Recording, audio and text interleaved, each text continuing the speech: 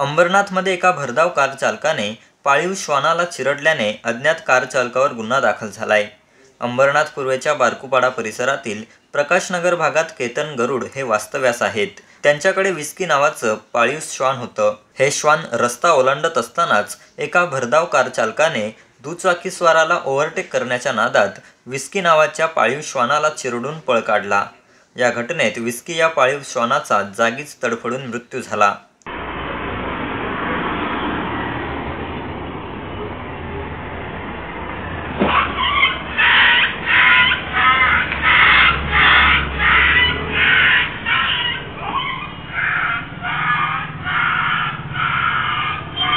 अपघाताची संपूर्ण घटना सीसीटीव्ही कॅमेऱ्यात कैद झाली असून केतन गरुड यांच्या तक्रारीवरून शिवाजीनगर पोलीस ठाण्यात अज्ञात कार चालकाविरोधात गुन्हा दाखल करण्यात आलाय।